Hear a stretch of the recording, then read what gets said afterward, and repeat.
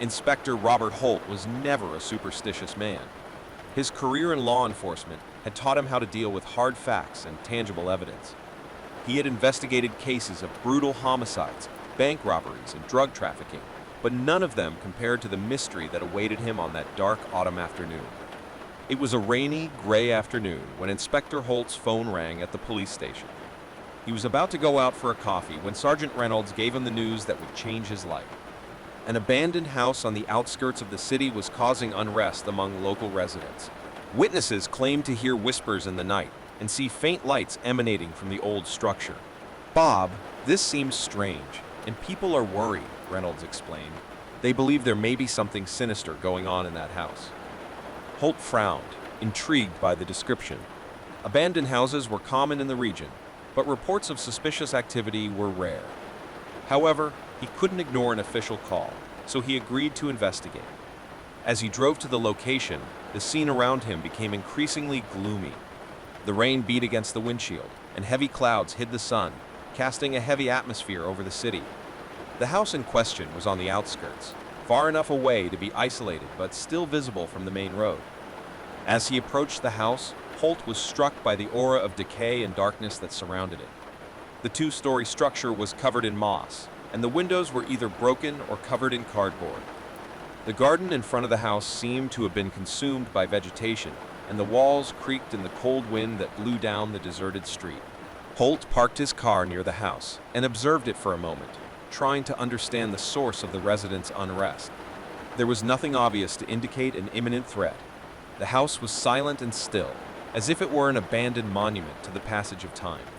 Deciding there was no reason to delay any longer, Holt grabbed his flashlight and got out of the car.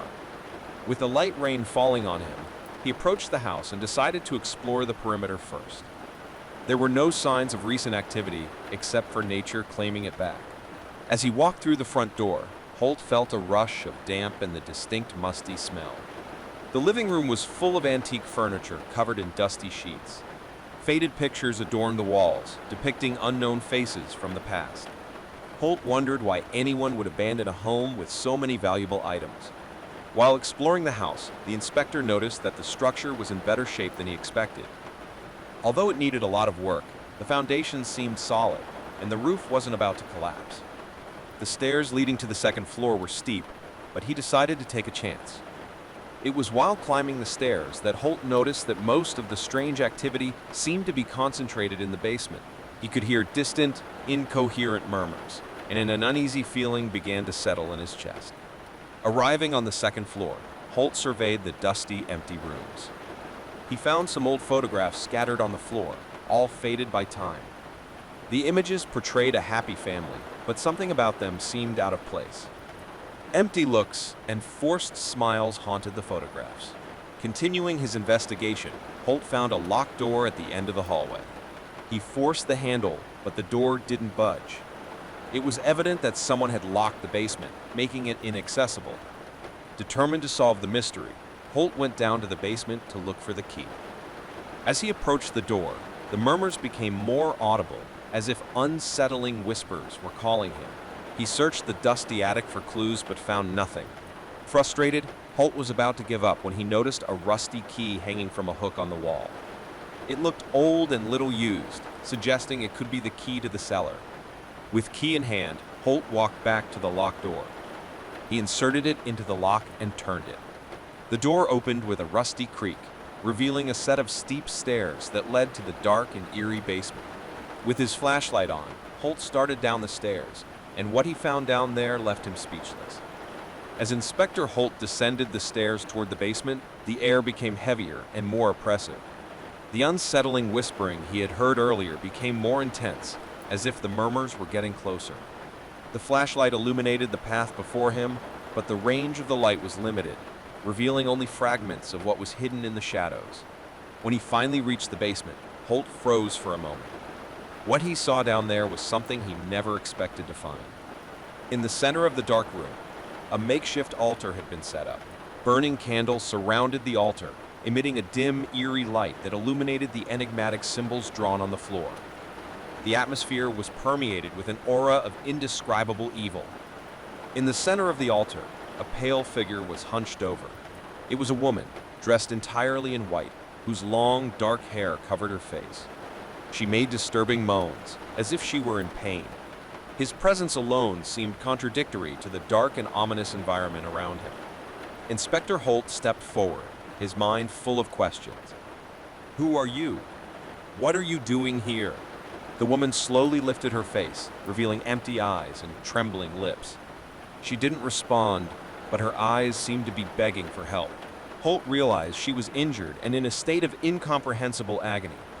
Carefully, he approached her, offering a helping hand. It was then that he noticed the chains that held her to the floor. She was chained and unable to move. Holt knew he had to help her get out of there, but he was also aware that there was something much darker and more complex going on in that house. Holt took out the key he had found in the attic and tried to unlock the chain. The woman seemed weak and fearful, but allowed him to free her.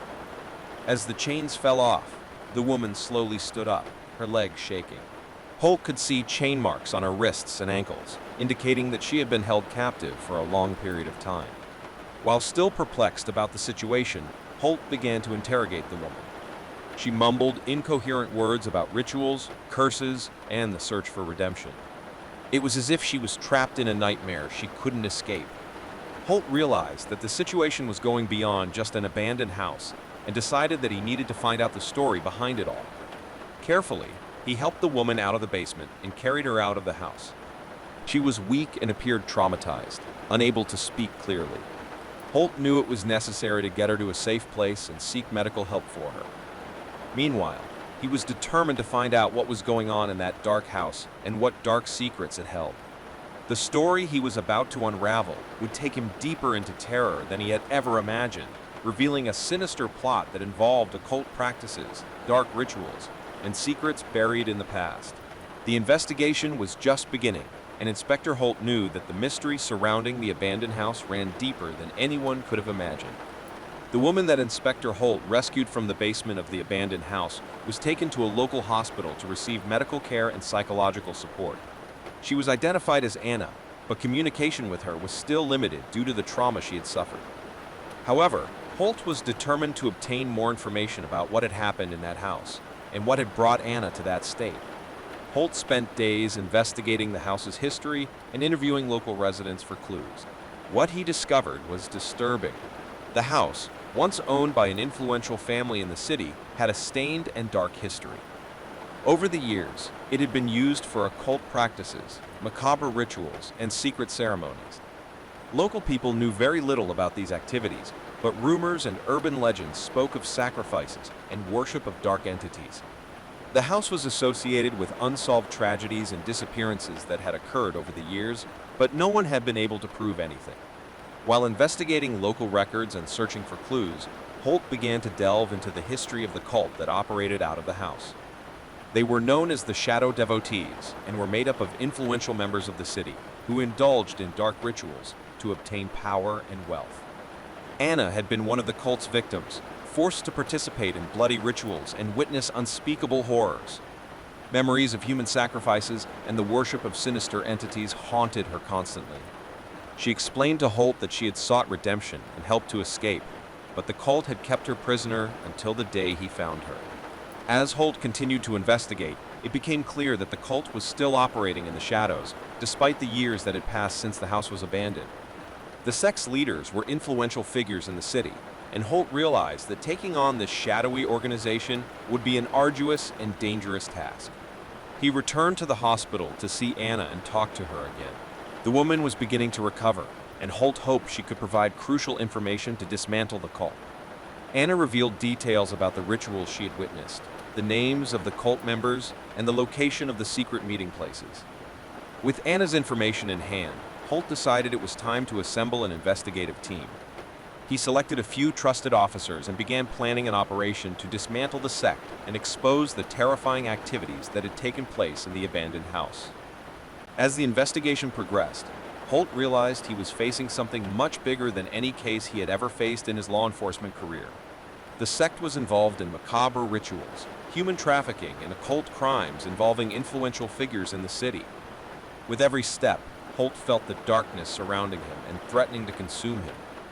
The final battle was approaching, where Holt and his team would face the fanatical followers and leaders of the sect. It was a fight between good and evil, where the line between reality and the supernatural became increasingly blurred. They were determined to expose the dark truth and ensure justice prevailed, but the darkness they faced was far from ordinary. With the information provided by Anna, Inspector Holt assembled an investigation team made up of trusted officers. They had studied the rituals, located the sect members, and identified the leaders who were influential figures in the city. It was time to act, dismantle the sect, and expose the terrifying activities that had taken place in that abandoned house. Holt's team planned a thorough operation, which involved raiding one of the sect's meeting places. They knew they would face fanatical followers willing to protect the sect's secrets at any cost. The operation was scheduled for the following night, when the sect's activities were scheduled to reach their peak. When night came, Holt and his team prepared for action. They dressed in tactical gear and carried weapons, ready to face the unknown. Tension was in the air as they headed to the sect's meeting place, an old mansion on the outskirts of the city. The mansion was shrouded in shadows and silence, with the lights turned off. Holt led the team toward the main entrance as light rain fell upon them. The presence of darkness was overwhelming, but they could not retreat now. Upon entering the mansion, Holt and his team were greeted by a terrifying sight. Candles burned in every room, casting a dim light on enigmatic symbols drawn on the walls. Hooded figures, members of the sect, were gathered in the main hall, engaged in a dark ritual. The confrontation was inevitable. Holt and his team opened fire on the fanatical followers, who responded violently. The ensuing battle was intense and terrifying, with the sect's followers demonstrating superhuman abilities and supernatural endurance.